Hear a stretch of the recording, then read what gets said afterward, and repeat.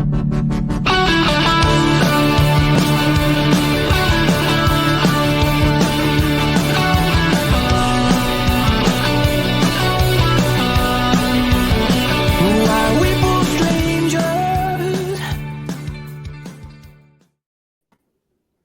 to the Toon podcast, Australia, the Southern Hemisphere's biggest and best Newcastle United podcast. I'm Jack. Keegan, one day I'll be on a podcast with you without a prop. Today you seem to have some sunglasses on. Yes, glasses are on. It's a bright future. It's a bright future. It's a bright present as well, I think, at the moment, yes. The way things are going. Absolutely. Sure is. Fantastic, mind-blowing stuff at the moment. So we're going to get into that. I've also got Mark. How are you doing, Mark? I'm doing well. I haven't got my sunglasses out, but I did decide to pop a cork because we are playing champagne football at the moment. So cheers, everyone. We certainly are. And to be fair, it's been sunny today. Probably not where you are, Keegan, because you live in. No, it's been a bit of a London Stadium replica here. It's been pissing down all day. So. Well. Doesn't matter. Just like in London, I had a good day too. Just to make you feel better, it's been 30 degrees in Brisbane today. So I think all of a sudden we had a bit of rain. We had a bit of rain this weekend, and now all of a sudden it's summertime. So yeah, it's decided nice. It's summer. Keegan, as well, you've now been on 3 review wins in a row. So after originally having absolutely no luck whatsoever, you've had your own little Miggy renaissance. Yes, I've been touched by Eddie. Not in a rude way, but yeah, I probably wouldn't complain anyway. It would throw a spanner in the works for us though, because we don't want Eddie getting anything bad happening to Eddie, do we? Like him going to jail or something like that. No, I wouldn't report it. That's all good. you like his pecs as well. We've already spoken about that before. Oh no, but the winter's really killing me now with his double jacket. He can't show off the work that he's put in. Yeah. Well, Newcastle have beaten Spurs at the Tottenham Hotspur Stadium. It was a really horrible one of the worst possible kickoff times you can have in Australia, because it was 1:30 in the morning for us in Queensland on a Sunday night / Monday morning, and 2:30 for you, Keegan. So this is one of those that can really, it's basically as early as it can possibly get in your week. So your week's probably ruined, if you lose before you've even got into work on Monday. But luckily that didn't happen. So we were just fantastic. So we're going to get into it. We're going to talk about it all. It's one of those where you're still just buzzing all day. You're just really proud of what the team have done. You're kind of going at work, you're flying through work because you're happy about it, and knew we were going to be on the podcast, so we're preparing for that, and it was just a really special win. So we'll get into it. Some stats from the game. So Newcastle won their 4th game out of 5, so that's 13 points from the last available 15 for us now. And we ended Spurs' 8-game winning record at home. So they'd won 8 in a row, counting the end of last season as well. We're now 7 games unbeaten, and we've only lost once in 14 Premier League games, going back to last season. Obviously, that was at Liverpool when we were screwed over with the timing. We've actually won 11 away games at Spurs now, which is a Premier League high for Newcastle. West Ham's the next with 10 away wins. And we do seem to do all right sometimes down at Spurs.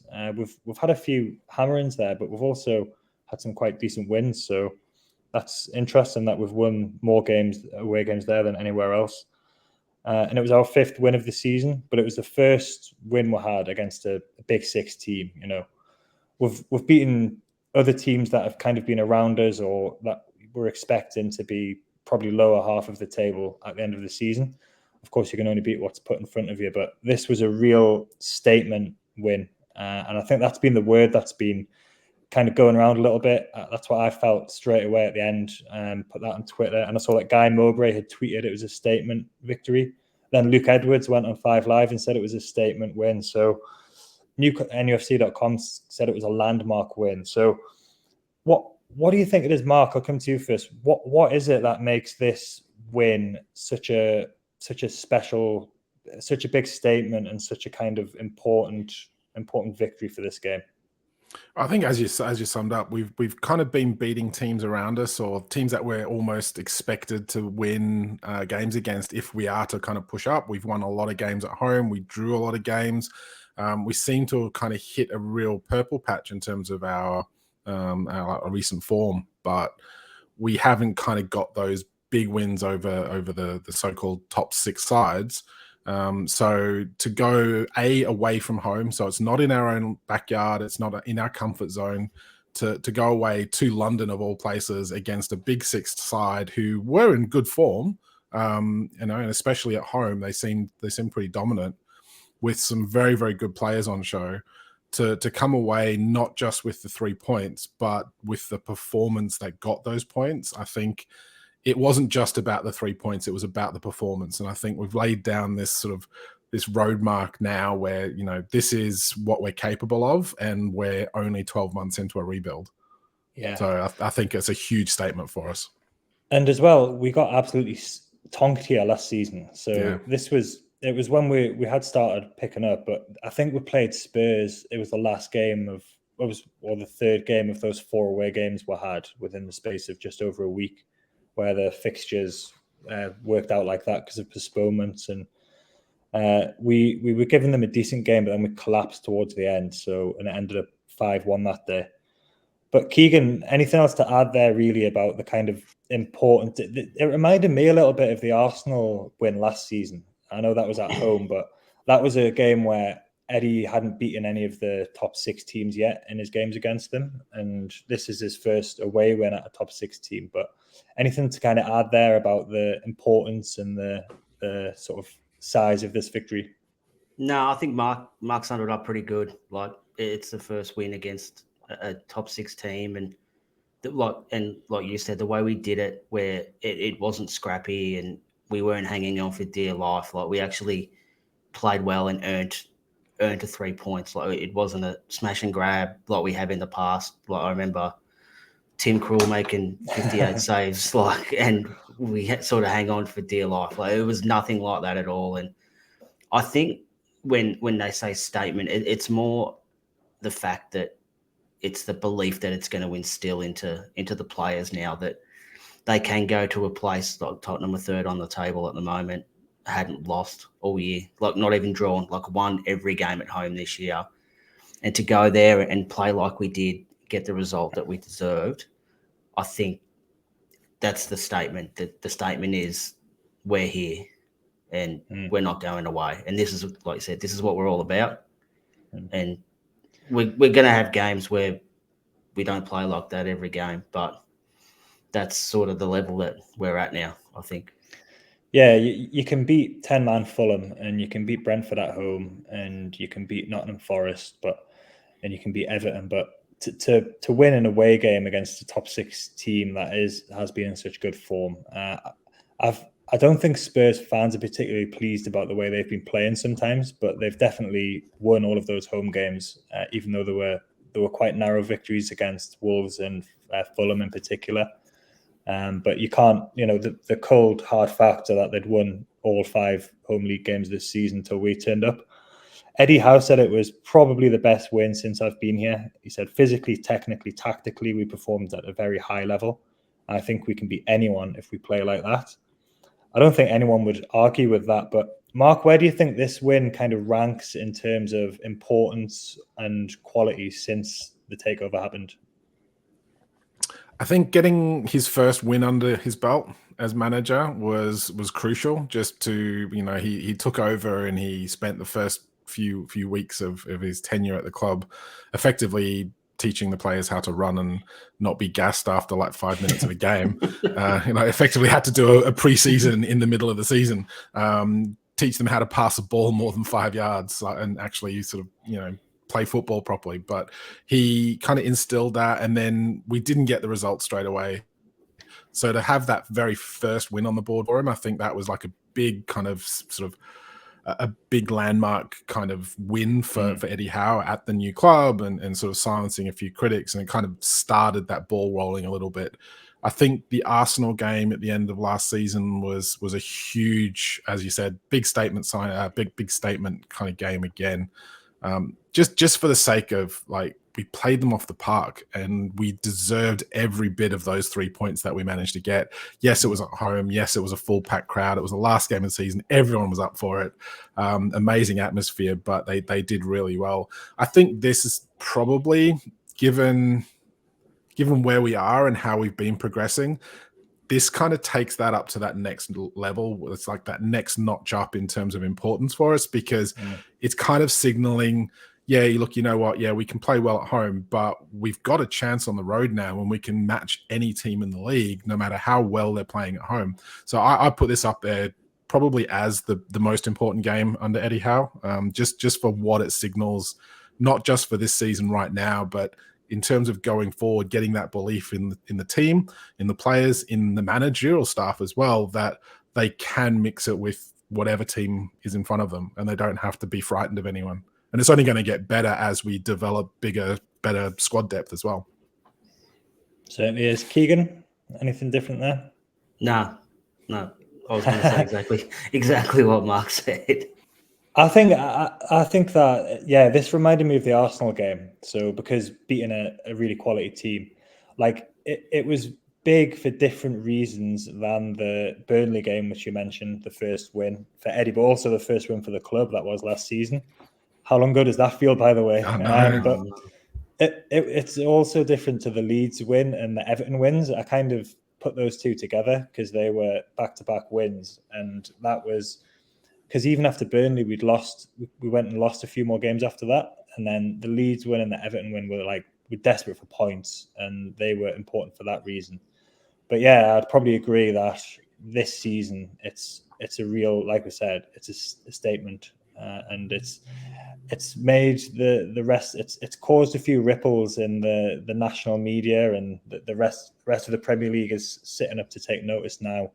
Like there's other opposition fans that are starting to say that worried about Newcastle and they didn't think we'd be this good this early.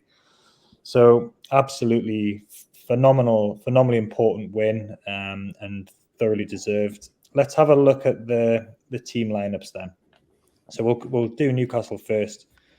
We only made one change for this game from the last game we played against Everton in midweek. So before we started, straight after the Everton game, I thought that, I thought this was a free hit basically, and I'm a supporter and not a manager and not a player, so I'm allowed to think like that. I was happy with 4 points from Man United and Everton, but I wondered whether maybe Shaw might get a rest, maybe Target might get some minutes. Willock came back in, which was good. I wondered whether Anderson might get a start, but he wasn't even on the bench. Apparently had a knock. Wondered if maybe Shelby would come in, and maybe even if Chris Wood would start instead of Callum Wilson. I didn't think that all of those things would happen at once, but I thought there was a decent argument individually for making sort of those changes. But that's because I was in the mindset of, this was a free hit and anything we got would be a bonus. But Eddie's not in that mindset. He goes into it thinking that we're going to win every game we play, which is the absolute right mindset to go in with, and he's been proven absolutely correct. He also obviously has access to the information about the fitness and the conditioning and everything like that supporters don't have access to. But Keegan, come to you first with this one. Any surprises in there, or anything you were unsure about or thought might be a bit different? No, I spoke with Slim Craigie on the sort of preview. We briefly spoke about it, and I said there's no such thing as free hits anymore. We're in every game to win, and we'll pick the best team that we think will win that game. Like whether it's matchup or a structural thing that he thinks he needs to change to suit the opponent. But if everyone's good to play and they've played well, they'll play the next game. Now, I think we did speak about the Everton game where the second half kind of fizzled out a bit and nothing really happened. But I was of the mindset it was just a management thing. We sort of managed the game really well and didn't sort of burn unnecessary energy with the lead. Like we didn't have to chase the game and force the issue. So I thought they sort of managed the game really well against Everton midweek, which probably held them in good stead to continue with this sort of thing now. Like obviously Jacob Murphy is a really high octane player, I guess. That's probably a good way to. He's really everything Energetic. he does is energetic. He's high tempo and stuff like that. Now I don't think he's got the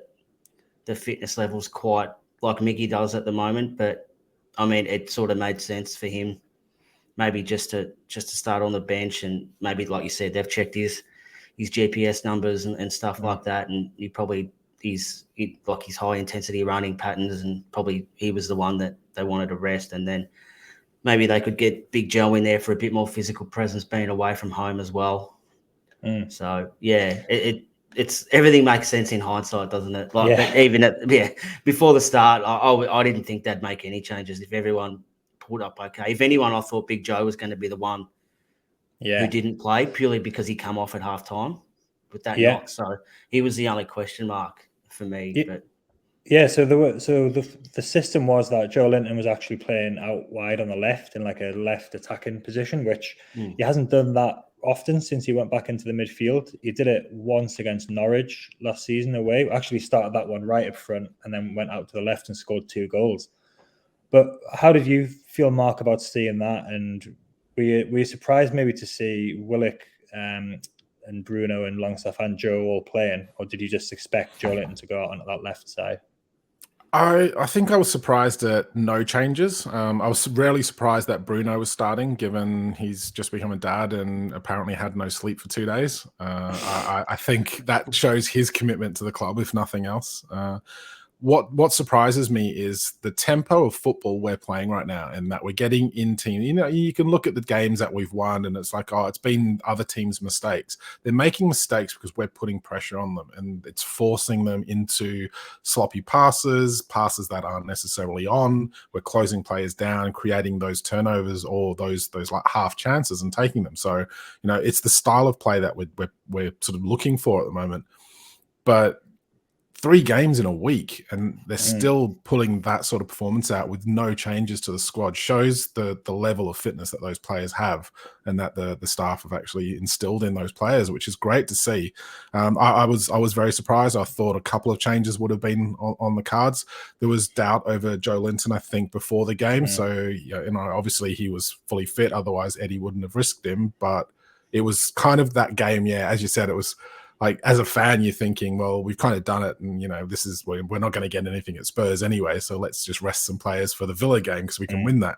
But the turnaround and attitude of like, nah, we're going to win every game, we're going to go out there and we're going to compete for everything, it's just outstanding, and kind of points to a really good cup run, hopefully, as well, which is what I think what we're all after. Let's hope so. But I want to point out a few things as well about this team, because there's been a little bit of talk about, it started with Klopp really, about Newcastle spending money, and then there's been a few of the comments in the press about it on Twitter. But six of this first 11 were here pre-takeover. So Fabian Schär was here, and then the entire midfield and forward line, apart from Bruno, were here before the takeover. And everyone knows what was going on with the football at that time. So that shows the most impressive part for me of the job that Howe has done. He's done everything well, but I mean, we'll talk about Miggy again later, but like Longstaff and Willock, Joe Linton, of course, and Schär was on his way out. Like, to get these players performing at this level is it's got to be one of his greatest achievements in football ever. You know, I know what he did with Bournemouth, but to get these players playing like that is quite astonishing as far as I'm concerned. And there's some good little figures here about the money. So the back 5 cost 5 million less than Harry Maguire. The midfield 3 cost 6 million less than Casemiro, and the front 3 cost 5 million less than Antony at Man United. So that's, again, we've talked about Harry Maguire before, and the work that our scouts and recruitment team have done with getting this defence and goalkeeper in.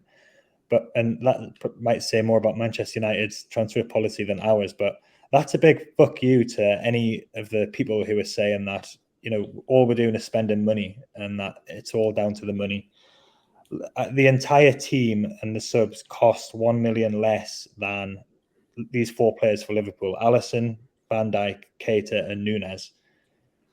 You know what I mean? It's like, you've got Klopp sitting there saying Newcastle have got a ceiling, and it's right. We've spent over 200 million in 2 transfer windows. But the reason we had to do that is because the squad had been absolutely decimated. There had been no spending on the squad prior to that. And the reason there was such a big net spend over that period is because we didn't have any fucking players that were worth selling. Because we didn't have any left. They were all older players on long contracts who we couldn't even give away at the end of the day. So I just think it's 2 fingers to people who just point out the money and say Saudi money, that it's bound to happen. It's not bound to happen. It's happened because we've got Eddie Howe, and we've got his team around him, and he's a supreme coach, and he has managed to get performances out of these players that I don't think any of us probably thought was going to be possible. I think we've all kind of, I mean, we always harp on about the fitness levels under Bruce compared to what they are now, but it's not just about that. It's the fact that Eddie Howe seems to have instilled confidence in abundance in all of these players to be able to be comfortable in what they're being asked to do on the football pitch. And I think a lot of that comes down to like the player management in a like one-on-one sense, but also what the expectations of those players are. Eddie Howe knows the limitations. He's working with them on their weaknesses. You can see players are getting better in areas that they're maybe not quite as good at, but he's also making sure that those players are, are being asked to do roles that they're comfortable doing as well. And it's making all the difference because it's making them more confident and comfortable in playing in that formation. They know exactly what their job is. And this was something that I think was really apparent under Bruce, was that none of them knew what was expected of them. So now they do, but they've got good fitness, they've got good confidence levels instilled into them. The manager's obviously backing them fully, and it's reaping like pretty much the best rewards we could ever hope for. Yeah. And like you look at Sean Longstaff, who when he was coached by Rafa was good, and then he was coached by Steve Bruce and he wasn't good. And now he's being coached by Eddie Howe and he is good again, or he's getting a lot better. And he's played every minute, I think, of the last 4 games. So that's, he's maligned a little bit sometimes, but that shows you the regard that Eddie Howe holds him in. And we'll talk about the way that these players have been playing together and the combinations that they have together. But I think the work that Eddie Howe has done it's going to go down in legend, I think, for Newcastle, to get performances like this out of some of these players that, let's be honest, some of us had written these players off. It's only probably a month ago that most of us would have been happy to see Miggy go, and he's scored 5 goals in 5 games. So incredible. Here's the Spurs lineup. This was interesting because I know that they had Kulusevski and Richarlison, who were injured and unavailable for this game, but they changed their system. So they went from the 3 up front to just the 2 up front, and they had an extra midfielder in there. So I don't know, Keegan, whether that was necessity, probably mainly necessity because of the injuries, but do you think that's Conte showing a bit of respect as well to Newcastle coming? He's worried about losing that midfield battle and he's getting an extra man in there. Yeah, I think so. I think they would have watched the tape and seen how much sort of control Bruno has over the games, as well as Longstaff and Willock, and even Big Joe when he's been in there as well.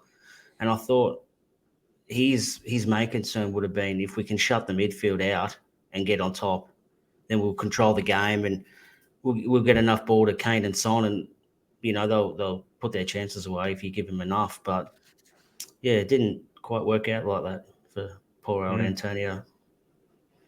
And like I said before, there's a lot of Spurs fans who are unhappy about the way that they've been playing, if not the results this season. And I'm always wary about telling other fans what they should think, based on points or league position, because I don't watch all of their games. And we had opposition fans telling us what to think about Steve Bruce for 2 years when we were saying our eyes were bleeding because we had to watch it every week, and we were trying to explain how bad we were. But what did you think about that Spurs lineup, Mark? That's kind of a show of respect. I think so. I think it's probably also a little bit of they were missing Hojberg in midfield as well, and he's their like kind of rock in front of the back four, but the defense, like he kind of mops up and wins the ball back. So he was missing for them as well. So maybe not having him there kind of just made it that they wanted to try and get a little bit more control in midfield, which clearly didn't work. But I'm guessing that was probably the. I think Son has been out of favour under Conte as well. So having him come back in, maybe his mind's not in there either because he's not the Conte type player, or Conte's not playing him in the right kind of roles anymore. I don't know because I don't watch Spurs every week, but you've got to think there's still a fair bit of quality in that squad. It's just down to maybe a little bit of respect, maybe a little bit of just that's how they're playing at the moment, where they're trying to kind of soak up pressure and break on the counter for scoring the goals. Which I think that is potentially what Spurs fans are criticising, is that they're not trying to control games, they're trying to soak pressure up and then just sort of score goals on the counter-attack. Yeah. There's a really, really good Newcastle Twitter account called NUFC Sanjay, and this is a guy who's relatively recently started posting tactical information and analysis about Newcastle, but also about our opponents. And he was pointing out before the game that they overperform on their XG, probably because they've got such quality up front, but they concede a lot of shots, but they're low quality shots, so they tend to restrict teams to kind of chances that aren't that good. But he was saying as well that Spurs' chances come from the transitions, and as soon as we got into the first half, that's what happened basically straight away. Within 10 minutes, Son had 4 shots on goal. So I know this was a really amazing win and performance on the whole by us, but it started quite shakily. Bruno and Trippier were both guilty in the opening stages of giving the ball away. Son had one that went just over the bar, and then Pope saved a one-on-one, which Son really should have scored. Pope got a hand to it, and then Trippier cleared it. We had kind of a few little forays forward, and we had a couple of corners like we always seem to do early doors. But it was mostly Spurs until 30 minutes. Just before we get onto sort of the last chance Spurs had before we scored, there was a penalty shout for Joelinton quite early on after about 4 or 5 minutes. I'd actually... I hadn't forgotten about it, but I just hadn't thought much of it when I was thinking about the game afterwards. But then I saw a few match reports that referenced it. So, Mark, did you see that one, and what did you think of that? Because obviously it didn't make a big impression on me at the time to be screaming for a penalty. I saw it. I saw him go down, and then literally you're thinking he hasn't made much of it, so there's probably not much in it. And I know we kind of accuse everyone of being a little bit too nice at the club now and again. We don't kind of go after the ref. We don't berate things. We don't sort of claim everything that we probably should be claiming for. But as soon as I saw the first replay, you look at it and you think, Joelinton's kicked him. It's not like the guy's made a tackle. So, I had no problems with that one not being given. Keegan, you're usually pretty balanced as well. Yeah, no, I thought the first live, I thought it was a penalty. I thought it looked very similar to what happened with Wilson at Man United, where he'd sort of blocked his run and took him out. And then, as soon as they showed the behind the goals angle, and then you see his leg sort of basically trip up. Was it Dyer? I think it might have been Dyer that was behind him, whoever it was. Yeah, he actually tripped him up, and then he fell on. I'm like, oh, come on, man. He can't be doing that. That's not a penalty. But he didn't really... He didn't really get up and sort of scream blue murder that he didn't get a penalty. So yeah. It's Joelinton in the box again, isn't it? I reckon he got his tangled. And how am I going to get out of this? I know. He realised he was in the box. I'm going down. He's coming down with me. So after the initial kind of all those attacks by Son, there wasn't really that much happened in terms of Spurs for the next 15, 20 minutes, and then we gave the ball away. Longstaff gave it away right on the edge of their box, and then that was the transition again. So this is what Spurs really good at, winning the ball and then launching these quick attacks. And that was a good save by Pope with his feet from Harry Kane, who was an absolute great prick, save, by the way. But that was a really good save. And then straight from that, pretty much, it was a bit of a sort of not aimless, but it was a pass forward by Fabian Schär, and that's an advantage of having a defender who's going to be able to put passes like that forward. Out came Lloris and got his head to the ball, and then kind of bumped into Wilson, who couldn't really go anywhere. There might have been a little movement by him to make sure there was contact with Lloris, and then he wins the ball and he just lofts it into the back of the net. Everyone's happy and everyone's celebrating about it. But I don't know about you, but I was just expecting this to be pulled back. Not because I thought it was a foul, but because I just thought goalkeepers always get these decisions, and I fully thought it was going to come back. And then when I saw there was a suspicion of offside, and then there was the foul potentially, and then there was apparently a handball as well somewhere in there. So there was like three things that could have possibly ruled this goal out. But how did you see this one, Mark? Firstly, no way was it a foul. Anywhere else on the pitch, for two outfield players, it's chest to chest. They both run into each other. It's like it's play on. The fact is, Lloris has come out, made an absolute balls of it, hasn't cleared the ball properly, and he knows that, and he's gone down trying to win a free kick because he's the keeper and he's used to like just going down and getting a free kick, forgetting all the while that he's actually ran outside the box. So he's no longer a keeper. He's actually in an outfield position. So yeah, it's a complete like no-brainer to say that it was not a foul. Goal should have stood. But like you, been traumatized way too much by VAR this season so far. So yeah, you're fully expecting that to get turned over. And especially with Spurs at the down in London, you know, you're looking for any sort of like big six advantage to come out there, and they're going to look for something here to overturn it. And as you said, there's like three things that they were pulling up to like make sure of, and it's just going, oh, one of they're going to like pull something out of here. But luckily for us, they didn't, and it's probably the right move for anyone other than those in the goalkeeper union who I've seen online having a rant about it. Yeah, Ben Foster wasn't happy about it, and there was a couple of people on Five Live saying it should have been a foul as well. But really, like Keegan, you're definitely not going to sit there and say that was a foul, are you? No, not at all. What? How? I don't understand. How does it a foul? Like, what does he do to foul him? I don't understand.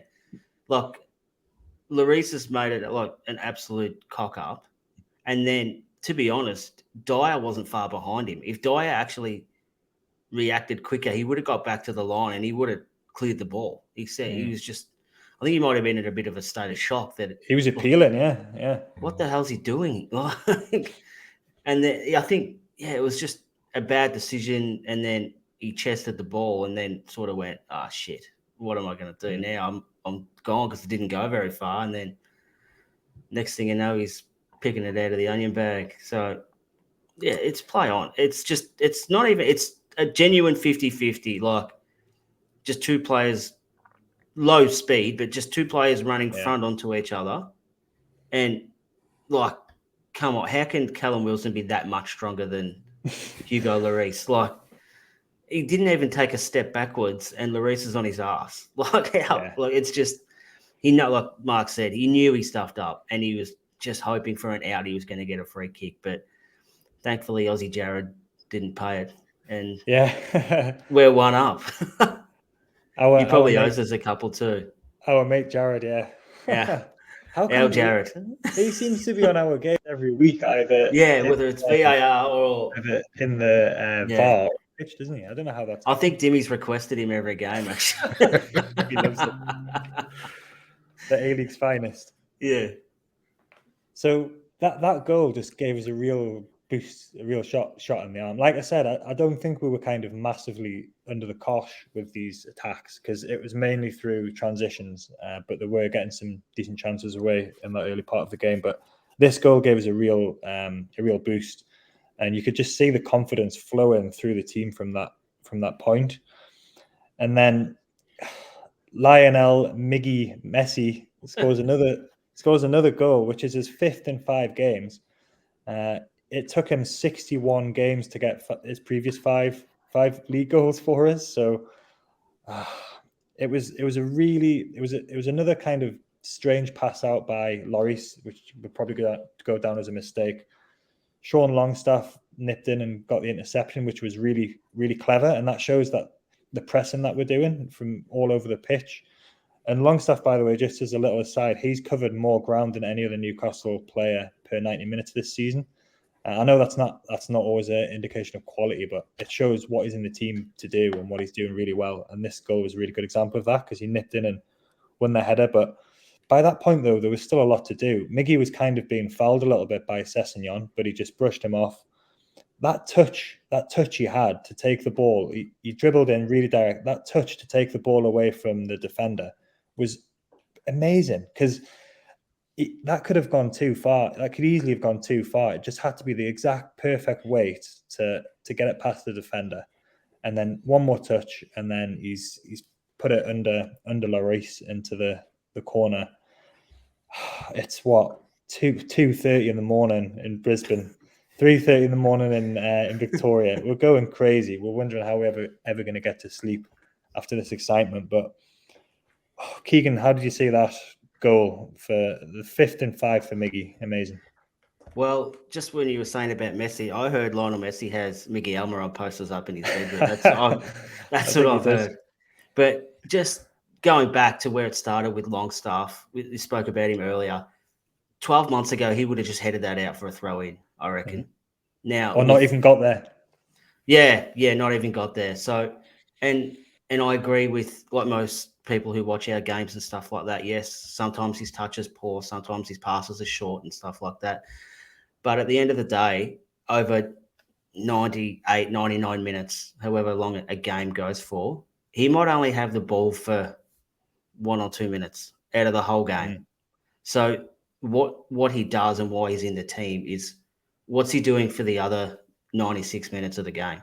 Look, he's covering the most ground. Well, he's running more than anyone. That's what he's doing. And that's why he plays, because what he does when he doesn't have the ball.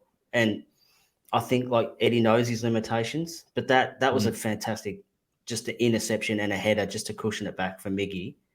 And then it's that the touch to get around the defender, but that last little touch that opened himself up so he can hit it on his left. Like that was just a player who's in his absolute, like you hear some of the best athletes in the world when they talk about when they're in the zone and how they like he's in the zone. Yeah. Like this is his sweet spot. And like we spoke about it, like I asked Craig last week, is this him in a sweet spot or is this Miggy? Is this him now? Like it's hard. Is he gone the Joel Linton? Is he drank the Joel Linton juice and this is who he is? Yeah. Well, he scored 1 goal in 30 games last season. And we know he's not been prolific for us, and he hasn't put many assists on the board either. But I'll throw that question to you then, Mark, because what do you think this is Miggy now? Do you think that we've got a kind of £50 million winger now all of a sudden? Or do you think that this is kind of, he's probably not going to maintain this level of scoring a goal every game, but do you think he will? I think he's going to. You think he will? Yeah, every game. Do you think this is it, Mark? Now then, do you think this is Miggy, or do you think he's still going to frustrate us at times? Look, I don't know. He's still got that little bit of like a bad touch in him now and again. There were a couple of times against Spurs where someone played the ball to him and he's kind of went to get the ball under control and it's just gone a little bit too far out of his control. Otherwise, he would have had another chance to shoot on goal. Look, I've always been a fan of him because of his work rate and the effort that he puts in, and his attitude. Just in general, he always seems to smile. He's always like running his socks off for the cause. He just seems to be getting in better positions now. He seems to know that he can't just do the same tricks or he's going to get found out. He's cutting inside early to get the ball sometimes. He's running past players before kind of like trying to turn in. He's using his pace in the right areas.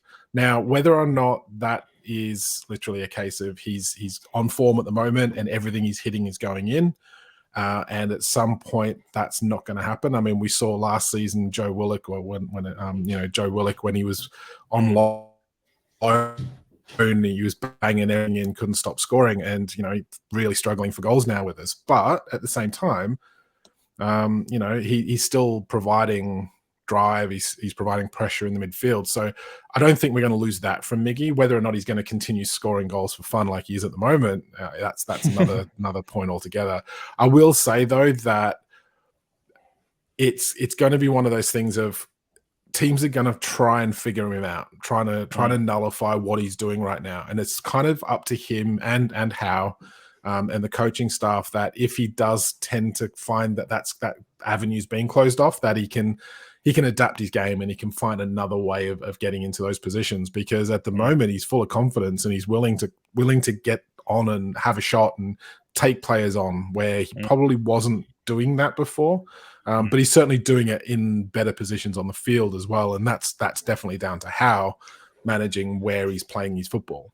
Yeah, and he's benefiting as well from having Trippier and Bruno on his part of the pitch, who are two world-class players, and he's also benefiting from having Longstaff in there as well. So there's that kind of foursome on the right hand, on the right central side, which is like you can just see the triangles they do and the interplay. They're on the same wavelength, and that's obviously being coached on the training ground. And it's also because two of those players, in particular, are world-class players, so they're going to raise the level of players around them. But just thinking about the goals Miggy's actually scored, they're all kind of different kinds of goals as well.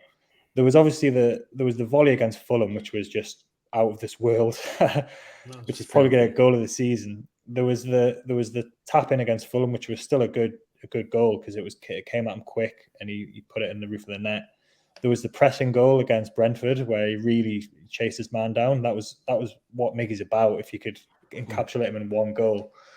There was the one off his balls. There's one off his balls against Man City. The ball bag goal against City. Yeah, that was pretty special. There was the one against Everton, which you on the review, Keegan, was saying that Pickford. I know you were probably just joking a little bit. Yeah, yeah. He was like that was brilliant, and that was a really fantastic goal. And then this one was kind of a dribble and a take on and then a low finish. So it's not just the fact he's scoring, he's getting all these different kinds of goals, which, as you say, is just indicative of a man who's absolutely full of confidence, who's being coached properly, and he's just playing out of his skin. I reckon, like Mark said, like it's going to be interesting to do things. I think like an adjustment might be Trippier will just start putting balls in the box for Wilson. And then, or if they've overloaded on that side, play one through the middle to Bruno or somewhere like that, and then we'll start getting shots through the middle. Like there's lots of little different adjustments they can make, and they can make them in game as well. Like just make them on the fly, and then you might see Willock might start pinching a goal every now and then. Now, if they start loading up on our right hand side and leaving space through the middle, or switch it to the left when Maxi's back. Switch it to the left as well, and that's a whole Sorry, Mark, I stole your thunder there. Yeah, no, that's what I was going to say. Like, that's what we've always been on about, is we want to see Maxi while there's something happening on the right-hand side to take pressure off him. And that's kind of what we've got now. So if they do start loading up on the right-hand side, then it's surely going to open up more space for the left-hand side to start making. And, you know, maybe Isak comes back and he starts playing on the left as well and cutting back in, and you know, we've still got Wilson through the middle. It's giving us options, and it's giving us options in the right areas of the pitch to make a difference. It's just, it's like talking about a different club, isn't it? It doesn't happen to Newcastle. That's what I said today in the group chat. Like last year, we were a Premier League club by name. That's all we were. We weren't ran like one. We weren't playing like one. Now, 12 months long, like, we're the best. And there was a moment as well just before halftime that really summed up for me the sort of the confidence and the quality that the team are playing with now defensively. So Spurs had an attack which had a sight of goal. I think it was might have been Royale. It was really far forward, and he could have had a shot away. But then that ball ended up with our defense passing it around, and then they passed all the way back to Lloris. You know, like, so that was a sight of goal they had, and it ended up back with their goalkeeper. And that passage of play finished with a free kick for us on halfway. So that's the whole team defending. One of those things that you notice in games, like, and it's like, I just sat back and thought, this is just amazing to watch. Like, you can see the coaching that has gone into this group of players in that passage of play, and probably like football managers who see all these things like probably just as pleased about that and the structure and the way the defense work together as they are about sort of the goals, because that's what they do on the training ground every week. Yeah, so if they didn't show that at halftime, they'll definitely show it in their review during the week and say, boys, like they probably have a better camera angle. I don't know if they have like a behind the goals camera like they do in AFL or a camera up high that you can sort of see the whole ground, but they can just like, guys, this is what it looks like when we all sort of move and we're all moving together and stuff like that. Like, it's a beautiful thing to watch. And who would have thought we'd ever say that Newcastle without the ball are a beautiful thing to watch? I know. So it gets to half time and we've got 51% possession to their 49. And we've had 3 corners to their 1, and we've both had 3 shots on target. But it was an interesting half because we were kind of on the back foot, definitely for the first 10 minutes. But we adjusted, and then we just attacked with such clinical finesse. And this was something that we weren't doing earlier in the season, finishing the chances like this. But Mark, did you kind of pick up what it was that had sort of changed in that period where they were getting all those chances on the transition, and then something happened, didn't it, for us to stop that happening and for us to start getting on top? Yeah, I'm not sure exactly what clicked for them. I mean, Eddie Howe seemed pretty happy with it in his post-match interview, where he pointed out that, we were struggling, we're a little bit under pressure in the first few minutes, and we've managed to get control of the game back. So he's obviously done something. I didn't pick up exactly what. We did hold the ball. We held onto the ball better. We passed the ball around better. And we kind of pushed up into Tottenham a little bit more to kind of pressure them and force them to either play back or to make a mistake. So, maybe we stretched the field a little bit more. That was probably the one thing that I did feel in the game in general. We didn't kind of push up with our defenders as much. We kind of let them hang back a little bit just to kind of cope with that counter-attack a little bit better. But we still pushed up quite high. So we spread the midfield a little bit more and just managed to pass the ball around a lot. And again, NUFC Sanjay said that Botman and Shaw started playing closer together to kind of cut off that route for Kane and Son. Obviously, we were a bit rusty to begin with giving the ball away a little bit. So we stopped doing that. And like you said, the press kicked in, and we were like Longstaff and Miggy were hassling people, and Willock and Joe Linton and Bruno were hassling away and cutting off those kind of avenues for the passes when Spurs did win the ball back. So like we were fairly comfortable when they had the ball, like in normal play, because they didn't have that much creativity there in the midfield. So we weren't too worried about what they were going to do with it. It was just those transitions that we did get on top of, and then when we scored the first goal, that just got us flowing full of confidence and got us on the front foot. And Spurs couldn't cope with that through mistakes of their own or just the tactical effort that we were putting in. But you get to half time and you're winning 2-0 away at a big six club away at Spurs. You've got to be pleased with that, Keegan. You are, but I still think we're not used to it. I reckon. I was gonna say deep down. I don't even think it'd be deep down. There's that sick gut feeling where you think, oh shit, this is gonna go, or like, how is this gonna go wrong for the second half? And we're like the last 14 years have burned deep. Like they don't just wipe away after 12 months or 10 months, really, since the turn of the year. So I think most of us, although we're really happy with the 2-0 lead away from home, anywhere is good, but there was just that sick feeling thinking here they're going to come out after half time and we're going to have to batten down the hatches, and it wasn't heart rate's going to be 100 mile an hour for the second half because we know what's coming, but it wasn't. It didn't happen. It didn't happen. We're going to get into the second half. I was more worried about the idea that it might get called off because it was absolutely pissing down by this point as well. It was absolutely. It looked like you boys down in Victoria, in regional Victoria. Yeah. It was absolutely bucketing down, and every time the ball was passed, I was just thinking, please don't let it like hold up and Yeah. do that thing where like the ball just stops. It's Did you hear what the away people were singing at halftime? I don't think so. Instead, look, we've got Bruno in the middle. You know, the players are warming up at halftime. They're singing, "We've got Murphy in a puddle." Yeah. At halftime. Well, that's the sign of a happy away end, isn't it? Yes. I saw them with the tops off, obviously, which is pretty standard. Yeah. But yeah, it's a pretty good stadium. I wonder if they've ever thought about putting a roof on it. But I suppose you don't really expect monsoon weather in North London in October. But that was the way it went. But yeah, like you expected Spurs to come out and have a go at us, but it really didn't happen. We were the better team for the first 7 or 8. Actually, we were the better team for the whole half, but particularly for the first 7 or 8 minutes. And there was a handball that we didn't get. There was right. If Dan Burns is a penalty against Brentford, which I think it was, I think that was the right decision. Why is this one on? I think it was Royale. Why was that not a penalty? So I know it went at him from quite close range, but and it ended up going out for a corner off his hand. How his hand was away from his body. It wasn't like fired at him, like from complete point blank range. It was close, but it wasn't too quick. And then the hand diverted the ball out of play. Mark, how did you see this one? My immediate reaction was, one of like, how is that not being given?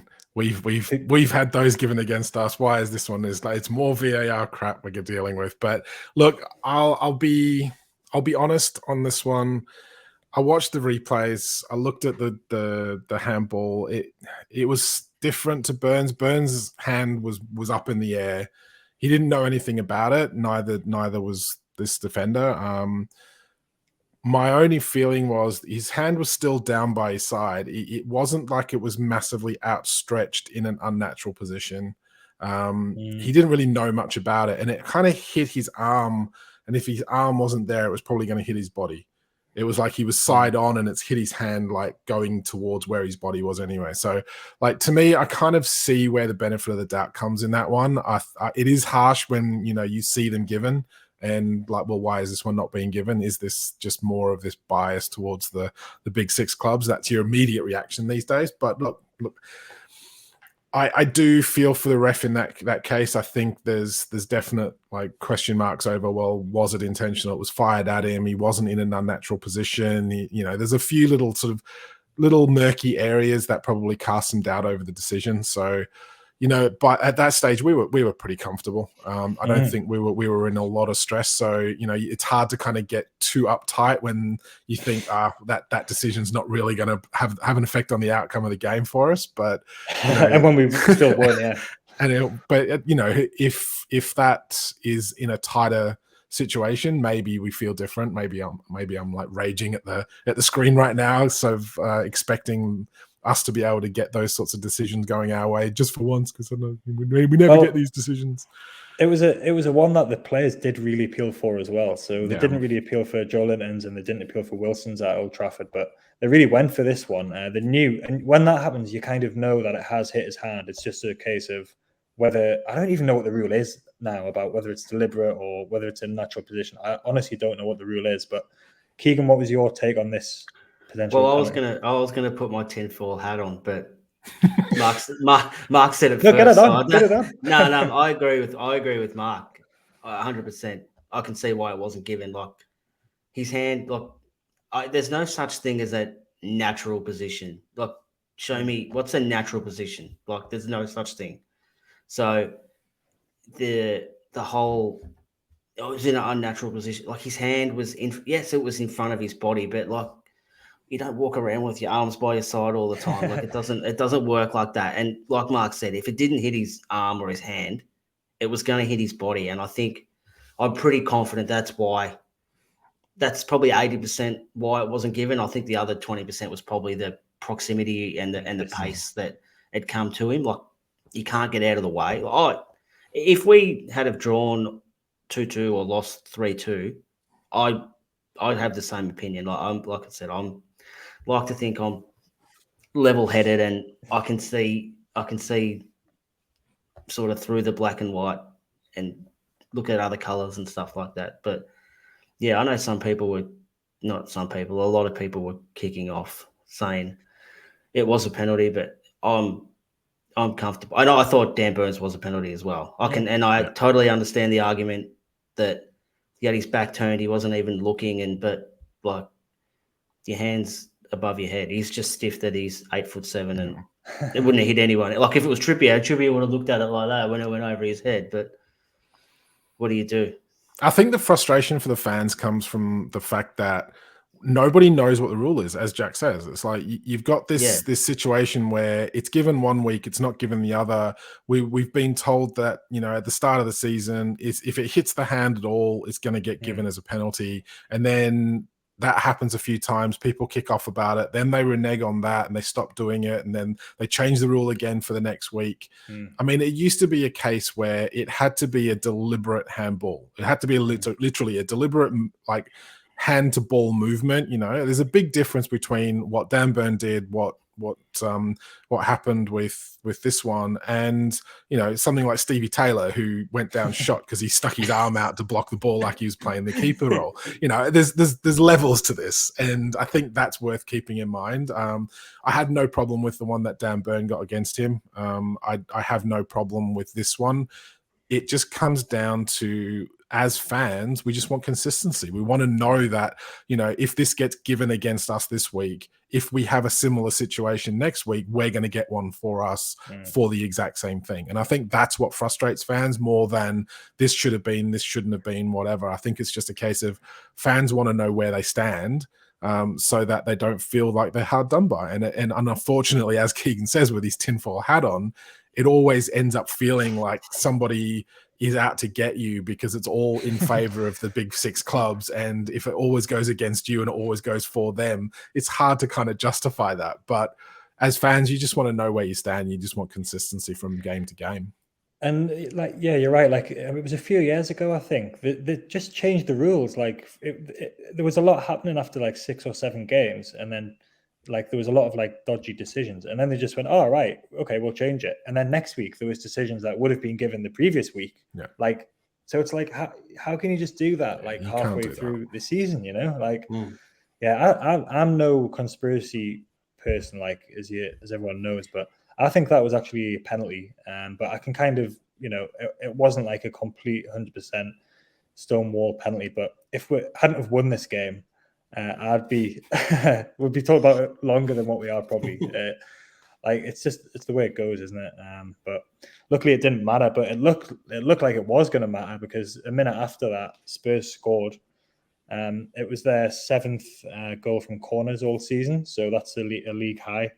And we sort of switched off a little bit. It was a decent delivery, and then Trippier was marking Kane at the back, and he sort of lost him. Kane just put it in. It was almost offside. Again, like at the time, I didn't see how this would possibly be disallowed. And to be honest, like that's one where if that's called offside, like, you know, it's just because it's brushed someone's back of his head. That's just fucking stupid, you know? Yeah. Like that, you don't want offsides for them, you know? Like, so that was, I wasn't pleased it counted, but it was right that it did count. And like that's the stage where you're thinking, right, here we go. We've put in really big performance, but we've conceded and we're just going to collapse here. But it just didn't materialize. A few minutes after that, we should have scored again, where Willock had a shot and Wilson almost got his foot to it. He kind of went with his wrong foot a little bit. But it was really strange, wasn't it? Kane had a header on about 86 minutes that went over the bar, and then Dyer had a header like towards the end as well, which he was offside for, which he put wide anyway. But I don't know whether the weather might have contributed to this or what was going on. Spurs just had absolutely nothing, did they, Keegan, in this second half? And it wasn't like Man United where it felt like we're really hanging on, and if this goes on for another 5 minutes, we're going to concede. It just wasn't like that. We were so comfortable. I think the weather played a part, but I think energy levels also played a part. Like both teams have played 3 in a week. They actually played 4 because they played their Champions League game before last weekend as well. So they would have played Wednesday, Saturday, Wednesday, Saturday. So I think they were probably just out of tickets, out of ideas. Like we weren't great, but we'd sort of be a little bit better than them with our fitness levels and things like that. And I think, yeah, obviously with the heavy track, you tire a lot quicker on a heavy track as well. Like I know these new stadiums and fields and grasses, amazing drainage systems and stuff like that, but you're still heavy. Your clothes are heavy. Like, yeah, we probably got them at a really good time actually at sort of the back end of their little block, if you want to call it.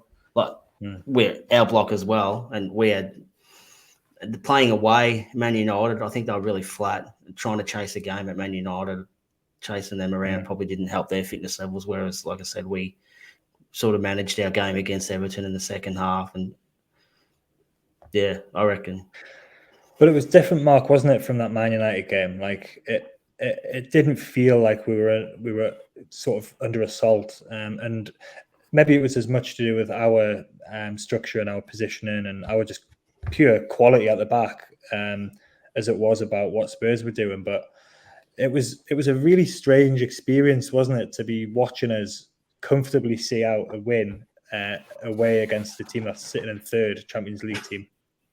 Yeah, look, I mean, we were hanging on against Man United, no doubt about it. We were very, very lucky to come away from that with a point. The difference in this game was just astonishing. I genuinely thought, look, especially when Kane did score, which, by the way, I'm going to put my tinfoil hat on again for this one because I actually think he fouled Trippier in the build-up. He actually grabs Trippier and pulls Trippier back to get past him. And nothing was said about that because obviously he's England's golden boy, so we'll not go down that track.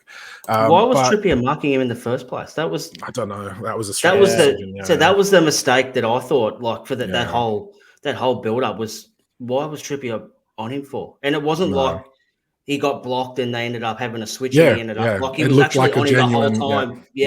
Like that was his assignment, I guess. For the set piece. Yeah, it was a strange call. But you know, look, at 2-1, you're expecting Spurs to like throw everything at us and us to be like forced on the back foot, just defending. And it never happened. It never came. And we looked comfortable.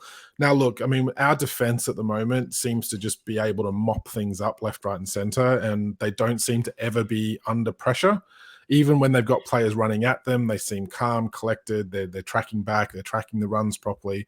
I mean, Botman is just different class, and you know, the more the season goes on, the more his values just shooting up for what we're doing at the club at the moment. He's so assured at the back. He just reads the game well. You know, people were saying when we bought him, he's not the quickest. He doesn't turn very fast. He's not going to sort of like he's going to get beaten for pace in the Premier League, but he's not putting himself in the positions to get beaten by pace because he's just reading the game and he's dropping off when he needs to. He's moving over. He's got support. You know, he's just like playing so well for that defense, and he never looks uncomfortable. So that was obviously like, you know, we were soaking up any pressure that Spurs were putting onto us, but not in a mad panic way where it, like, you know, like sort of 10 men behind the ball and we're just going to lump it forward whenever we get possession back. We kind of soaked that pressure up and then played it out of defense, even in the weather conditions. And we looked dangerous and we looked like we were going to create more chances ourselves. And we were probably unlucky not to score a third. Yeah. And I do just want to talk about Harry Kane for a minute, because like you said, he's England's golden boy, perfect Harry Kane.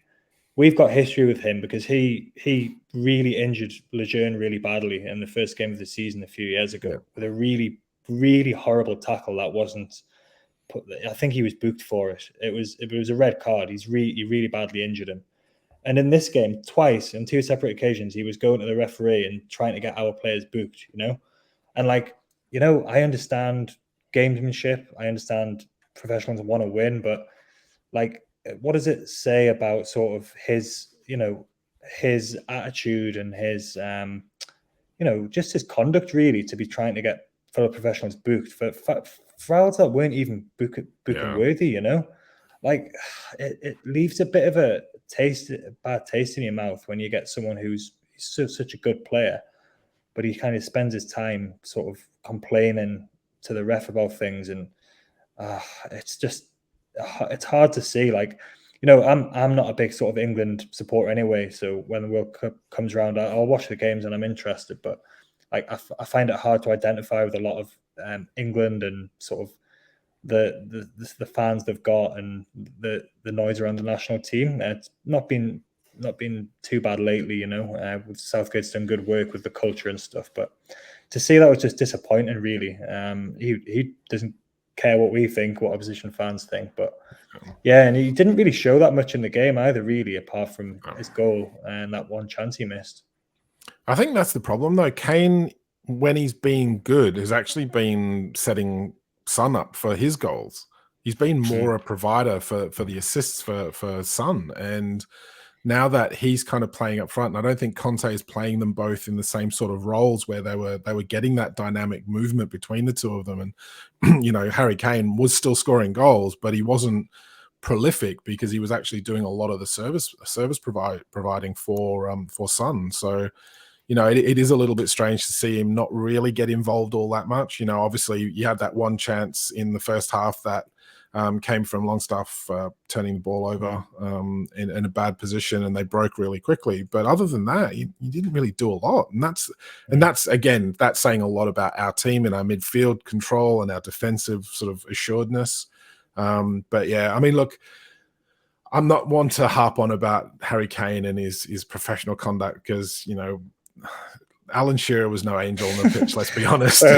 So I can't really say anything about that. And he got away with a lot as well because he was the England captain. So, I'm not going to get too stirred up over Harry Kane being a little bit unsportsmanlike on the pitch because, yeah, I think we kind of escaped a few things now and again because of Shearer's affiliation with the national team, shall we say. Kane hasn't deliberately kicked Neil Lennon in the face yet, so fair enough. Yeah. All right, so let's have a quick look at the stats from the end of the game. 52% to 48% possession to Spurs, 17 shots to 13. I don't know where they got 17 shots from. Most of them were obviously in the first 10, 15 minutes, I think. Again, we had more corners than them. But I think I'm not sure that's quite reflective of maybe it is because they had the good sort of first half hour, reflective of how the game went as a whole. But what about kind of, if we're thinking about like individual performances for Newcastle then, I was thinking about a man of the match for this game, and I found it really quite difficult because it was just such a good team performance from everybody. So, but if I had to kind of put you on the spot, Keegan, you can go first with this one. Who would you have as your man of the match for us from this game? The team is the man of the match. I couldn't so in footy, like you've got to put in 6 best players from junior footy all the way up to senior footy and stuff like that.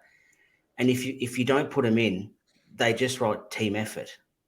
And that's like, I couldn't do it if they'd done votes for a player of the year votes and stuff like that today. Like you could have 5 coaches that do the votes and they'd give you 5 different vote cards. Like it's that hard. Everyone played well. Like I can't think of one person who had a bad performance, and it's really hard to single one person out for just he was stood out above everyone else. Like, and these are the wins that you like, where it's a team effort. We're not relying on Bruno or Maxi or Wilson or Miggy to actually just carry us, or Botman like he has been the last few days, or Pope's making 20 saves. Like everyone just pulls their weight, and it's just a solid 11 players. So Eddie's the man of the match. There you go. All right.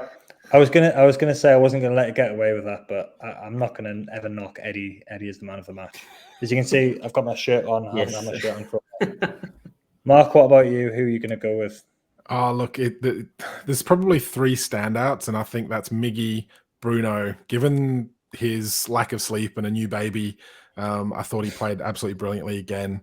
And Botman, I think Botman is, again, it comes down to the fact that, we're different in defense because we've got these good quality defenders who are able to play the ball around and they're comfortable on the ball. But they've also got a natural sweeper keeper behind them. And I think Pope in that role is making a big difference for the defense. Botman, I feel sorry for because he's so calm and looks rushed or in trouble. So he kind of almost goes a little bit under the radar in terms of just how good he is in defense, because he's not like tracking back and making these last ditch tackles. He's just good. Bruno is Bruno, but I'm going to give it to Miggy just because I feel like I have to at least give a man of the match award. I thought his work rate around the pitch was his usual standard. He scored the goal. He's like, he's created a few more chances. He pressured the opposition really well. Didn't give Spurs any time on the ball at all.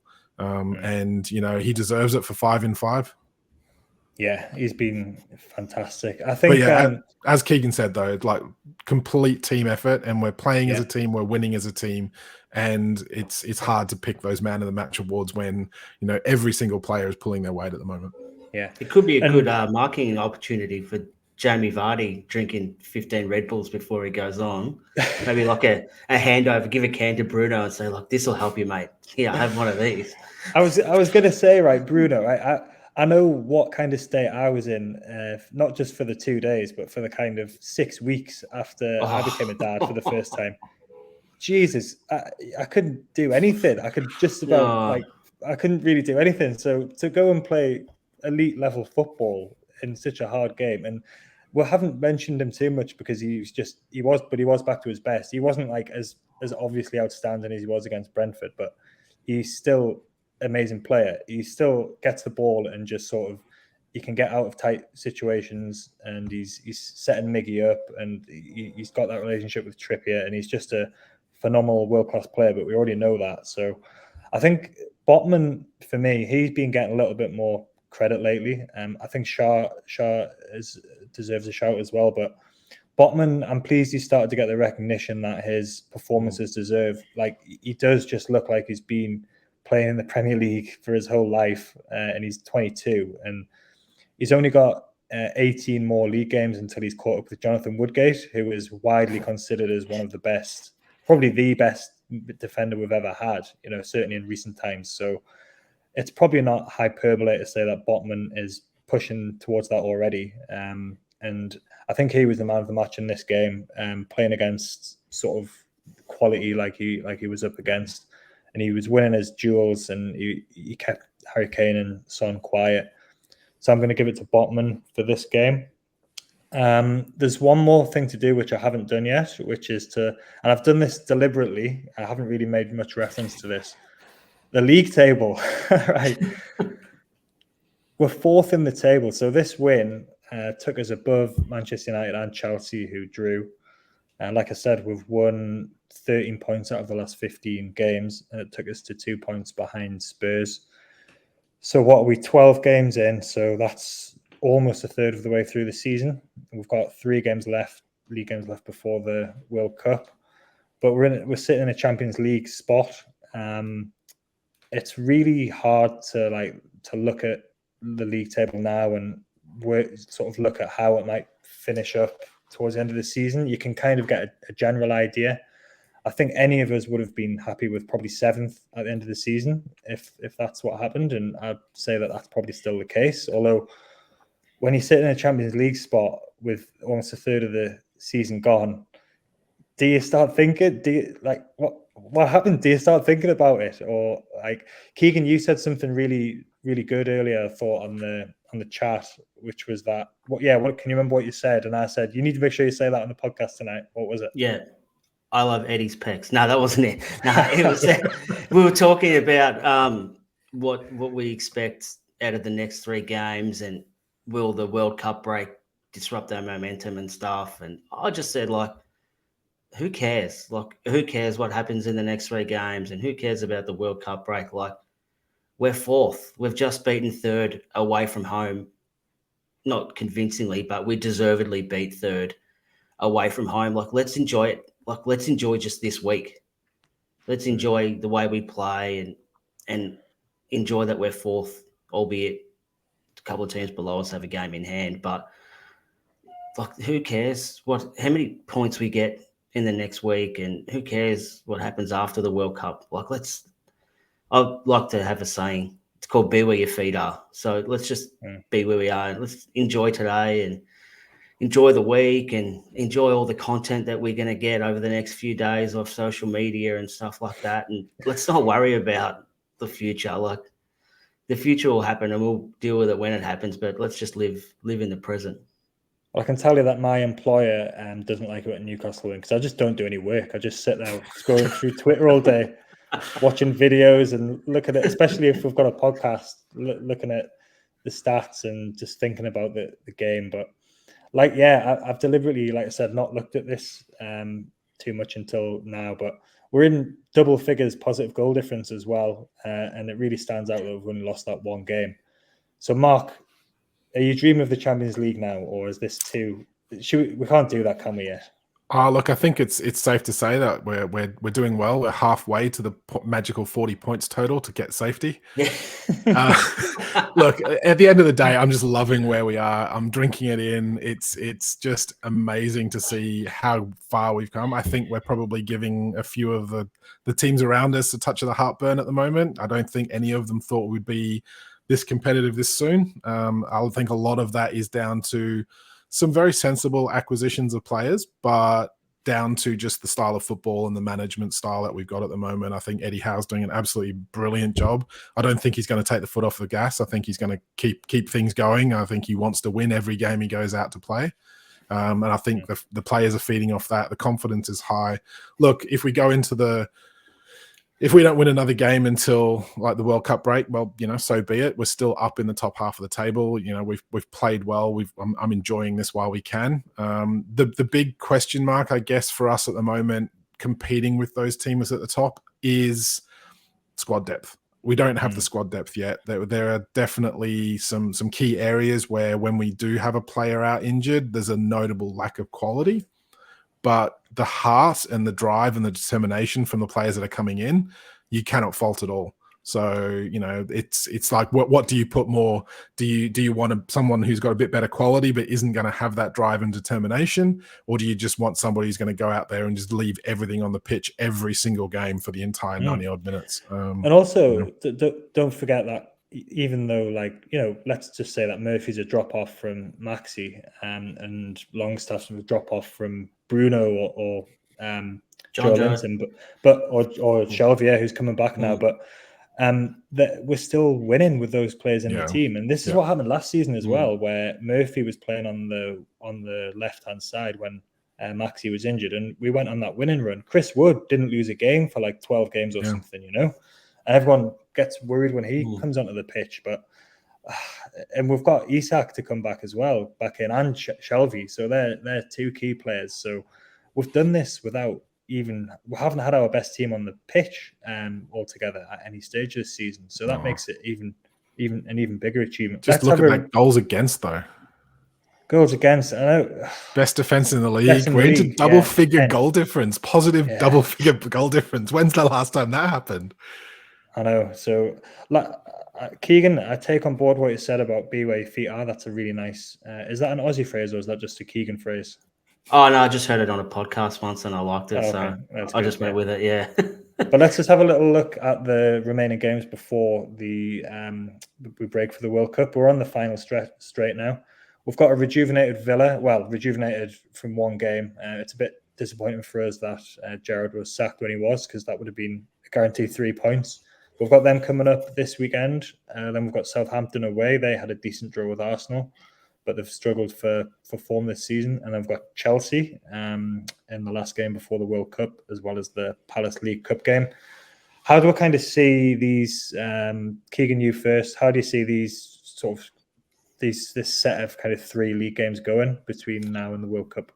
I think just player-wise, I think we'll pretty much stick with what we've been doing for the 3 league games, because they'll treat them like a week apart and stuff like that. But I think the Crystal Palace game is where we'll pretty much see that all the substitutes that have been substituted the last sort of few games, they'll all start. Anderson will probably start as well. Shelvey, it might be a good time for Shelvey to get at least maybe 45 minutes to an hour in, because he'll have another couple of weeks training under his belt as well. So that might be a good time for him to get a bit of a run out. I'm not sure whether Maxi or Isak will be ready around that time, but there could be another game where they can get 45 minutes under their belt. But I think the big focus, and I know we all sort of want that cup run, but I think the focus will be really finishing off our 3 league games really, really strong and try and set ourselves up for a good position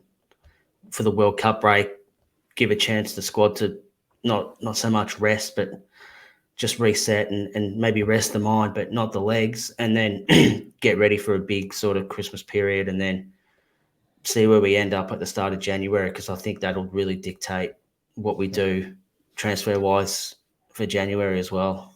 Yeah. And one thing for sure about these opponents we've got coming up, none of them will be looking forward to playing us, certainly not at St. James's Park.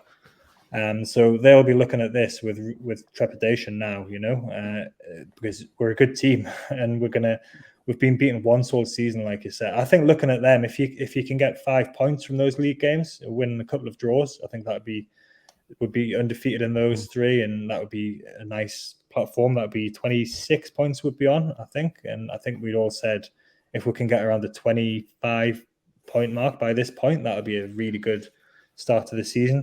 What do you think, Mark, about these little cluster of games? Yeah, it's really hard to kind of gauge that new manager bounce. I've said on the group chat, we always seem to play teams like a couple of games after they've sacked a manager because they've been playing badly, and we never get to play them just before they sack the manager. Sorry, it would have been given the media and the Villa fans' viewpoint of the 2 signings of managerial appointments, shall we say, it would have been quite nice to have beaten them and beaten them comfortably. Right now, I don't know how that one's going to go. They obviously played well against Brentford, beat them comfortably. So did we. I fancy us against anyone at home at the moment, with the crowd buzzing, and they'll be well and truly up for the Villa game. You'd imagine for a number of reasons, not just because of where we are in the league, but because it is Villa and because it is like, well, who's the best manager now. The Chelsea game is going to be tough. Obviously, again, I don't think that it's a free hit. I think we're at home. Let's get at them. I think Eddie Howe will treat it that way. I don't think he'll roll over. I'm always a little bit skeptical about results down at Southampton, just because we've historically not travelled well down to St Mary's. But we haven't travelled well down to London, and we've just beaten Spurs, who are 3rd in the table. So who knows? But for me, the cup run, I'm desperate for a good cup run. It's been so long since we've actually been in a Wembley appearance. That would just be magic, even if we don't win it, just to kind of get there, or at least thereabouts, even the semis or something, just to push on, give the fans a nice little cup run. But look, if we go out in the cup and it means that we finish in top 6 and get Europe anyway, then I'm not going to complain. We're all going to Wembley with Adam Peacock anyway if we get to the cup final. So that was agreed when he was on the pod.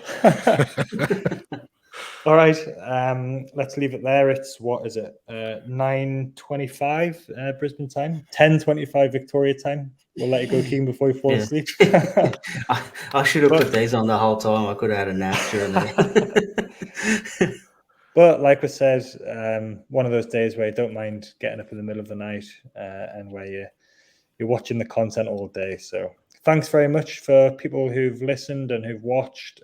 Please give us a like on YouTube and give us a review on the audio platforms, and we will be back for a preview of the Villa game. I think that will be due on around Thursday. So thank you very much, Keegan.